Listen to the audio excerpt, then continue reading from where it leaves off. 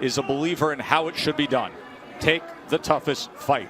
By doing that, he became a world champ once, and he had titanium fused to his orbital bones twice. Now he's refreshed. Can he do what no other fighter has, what 36 have failed at? We find out now. Round number one, and Dre, I offer you this. Among all the analysis of what could happen in this fight that gives Kell Brook hope is that Bud Crawford at times has been a slow starter. In fact, Dre, the fight we did against Egis Kavyaskis, Egis outlanded Crawford total punches over the course of the first 3 rounds. What should be Brook's approach early on? Well, he can't get reckless, but he needs to start fast, start picking up that jab. I think Brook is realizing right now that Terence Crawford is a lot longer than he realized, and the space between, where he is now and actually hitting Crawford is a lot further than he realized. But yes, coming off 11-month layoff, being, a slow starter historically, the first few rounds, Brook wants to win those.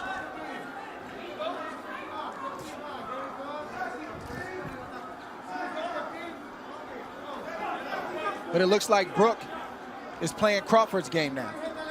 He's watching, he's studying, and I don't think he can outthink Crawford. He's got to start to let those hands go as he comes behind that left hand. See, Brook thing is timing. That's his thing. He wants to time Crawford on the way in. Brook also has a great jab, a sharp jab, a strong jab. And you can see Terence Crawford trying to figure out how he can land his jab without getting hit.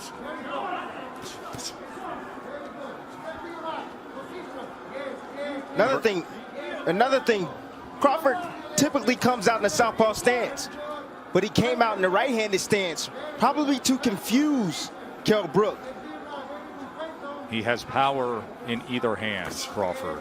He has finished guys, whether it is orthodox or southpaw, but in recent years we have seen plenty of Crawford, mostly in the southpaw stance, and wildly effective in doing so. Here he comes out as a righty. And there is that jab from Kell Brook as he goes to the body against the champ. Brook jabbing extremely well right now, not just to the head, but as you just saw, also to the body. There he throws the right hand behind it. Brook has a brilliant 1-2. It's automatic. It's his favorite combination, but his jab right now is landing. He just scored with it accurately upstairs against Crawford. And that's what it's about. It's about breaking the timing and the rhythm of Terence Crawford. And you have to do that with your jab. Set it up. The power hand, which is the right hand for Brook. Crawford looking to close that gap as he goes southpaw for a moment, doubles up the right hand jab, and then comes with a left. Good exchange here as he switches back to righty. Fascinating first round. Going to take a short break. He landed 6 of them. Look, timing is what Kell Brook is special at. He has a 69-inch reach. You have to understand that. He has the shorter arms in this matchup, but he knows when to throw his jab, and at the right time, at the right distance, and at the right speed. Funny to say that he doesn't have the reach. I mean, just look at the size advantage. Look at the size across the shoulders, across the back. Look at the muscles popping in the upper body of Kell Brook, and the base he has as well, that foundation with the legs. And see, what I noticed is that Kell Brook is taking a page out of Egis Kavyaskis. He's being patient. He's waiting. He's looking to counter Crawford. He's trying to get Crawford to commit so he can make him pay. Jab is giving Crawford a lot of problems right now. You see him thinking, and Brook is doing the right thing. He's jabbing. That's the most important thing he can do right now because it sort of keeps him out of danger. It helps him to kind of create his range and where he wants to let his shots go, and it's also got Crawford thinking.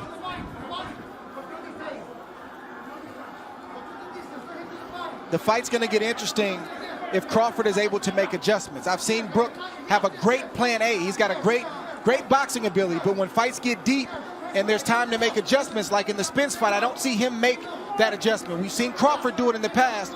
He's going to have to do it right now because plan A, Brook has the advantage.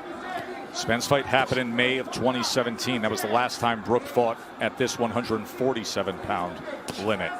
He was fighting brilliantly, and then Spence got to him with the power and scored an 11th round TKO with a broken left orbital bone suffered.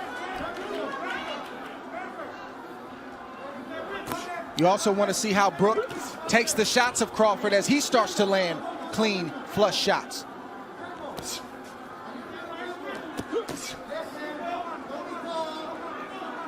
Right now it's a battle of patience.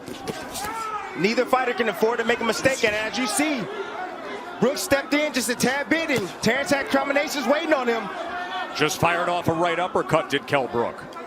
Brook has every punch in his arsenal. He has a strong left hook. He also has a straight right hand and a beautiful uppercut. And as you can see, his jab is giving Terence Crawford problems, and Terence goes southpaw. Crawford switches for one of two reasons. Either he sees something, or what he was doing in the right-handed stance wasn't working. What do you suspect here, Dre? I think the latter is true. The right-handed stance wasn't working, and he wants to see if he can get something going from the left-handed stance. Stop. No. And a 2 in Vegas. Into CompuBox, Bud Crawford opponents land just 21% of their total punches. That is #1 in the world among welterweights. So far tonight, Kell Brook is landing 36% of his punches against Terence Crawford. So don't think that Kell Brook is worried about Terence Crawford going southpaw. He's not worried about that at all, because he's used to that. He comes from the Ingles gym. He's used to seeing switch hitters in his gym, guys that switch from orthodox to southpaw. It's nothing to him. You mentioned the Ingle gym. That is the veteran British trainer Dominic Ingle, who has trained Kell Brook since the start of his career. But Ingle opted out of this world title fight due to COVID concerns, because Kell Brook trains in the Canary Islands for training camp. Ingle did not want to travel and then have to quarantine, nor come to the United States. So instead, Carlos Formento is the trainer in the corner of Kell Brook. First time they've ever worked together. I'll tell you one thing that the southpaw stance has done. It's taken the jab away from Kell Brook. You see, he's not landing his jab consistently anymore. Well, when Crawford turns southpaw, he's not even throwing. That's what happens. That's what turning southpaw does. But it does allow you to land a right hand like Brook just landed on Crawford right now. A right hand can be the best weapon against a southpaw. And of course, when he is in that lefty stance, you will see that right hand of Bud Crawford, as it is right now, hanging right over the front of Kell Brook. Listen, Crawford has the reach advantage, but he's going to have to close the distance on Kell Brook. He told us in the build-up to this fight that Brook can't fight mid-range and in close. Right now, Brook is winning the battle from the outside. Crawford's got to slowly start to close that space. There's that right lead again from Kell Brook. Minutes ago here in round 3.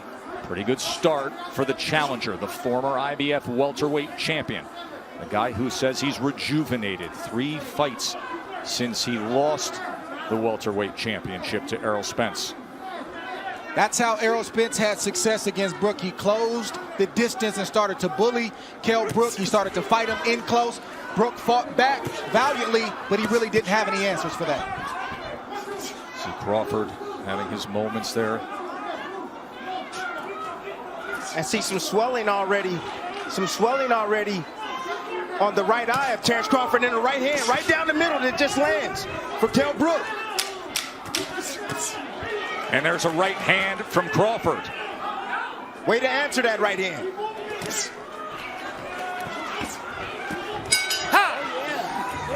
In the sport, Shakur Stevenson saying he expects his good friend Terence Bud Crawford to pick up the pace here. CompuBox has Kell Brook 24 of 99 punches, Crawford 25 of 93. Shakur Stevenson will fight December 12th in this ring against Toka Khan Cleary. Shakur, the recent featherweight champion, now contending at 130 pounds, looking for a showdown for a belt here. Round number 4.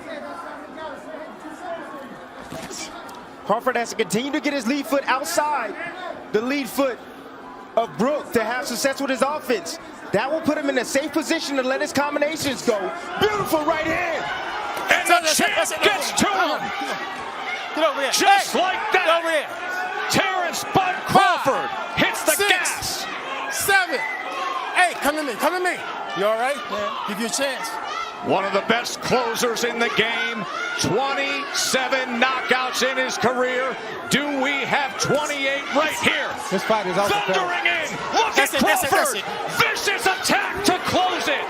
No. And he stares at. As you can see, Kell Brook was moving forward. He shot a jab out there. Crawford timed it over the top with a nice, short, I would say jab, hook, jab, hook type. That's the first knockdown. Remember, the ropes held him up. Boom. That look in his eyes. At this point, the fight was as good as done because Terence Crawford is one of the best finishers in the game. You can't be hurt like that against Crawford, especially knowing that he had a slow start. He wants to come in here and prove a point and remind everybody why he's atop that list, and that's how you do it. Once again, to your point, Tim, it's not a 3 or 4 round fight. It's a 12-round fight or less. And I wanted to see the reaction from Kell Brook once Terence Crawford landed a clean shot and we got our answer.